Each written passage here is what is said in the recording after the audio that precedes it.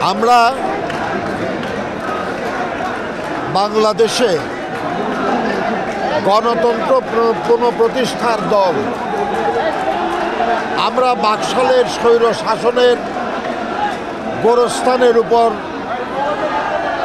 গণতন্ত্রের বহুদলীয় গণতন্ত্রের বাগান রচনা করেছি আমাদের দলের প্রতিষ্ঠাতা শহীদ প্রেসিডেন্ট জিয়াউর রহমানের নেতৃত্বে। আমরা এরশাদের সামরিক স্বৈর শাসনের বিরুদ্ধে 90-এর ছাত্র গণভ্যুত্থানের মাধ্যমে পুনরায় গণতন্ত্র পুনঃপ্রতিষ্ঠা করেছি আপসহীন দেশনেত্রী গণতন্ত্রের মাতা বেগম খালেদা জিয়ার নেতৃত্বে।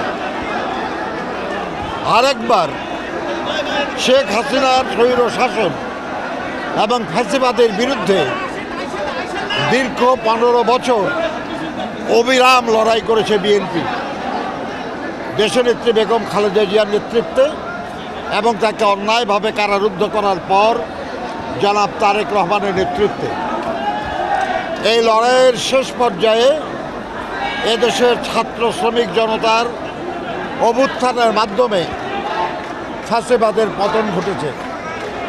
কিন্তু আমাদের দাবি শুধু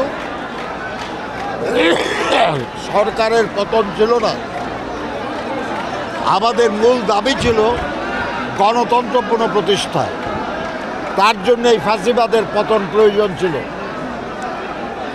কাজেই এক দফা ছিল ফ্যাসিবাদের পতন এবং একটি নির্দলীয় নিরপেক্ষ সরকারের অধীনে জাতীয় সংসদের নির্বাচনের মাধ্যমে দেশের জনগণের শাসন পুনঃপ্রতিষ্ঠা করা, যে অধিকার থেকে বহু বছর আমাদের দেশের জনগণ বঞ্চিত ছিল।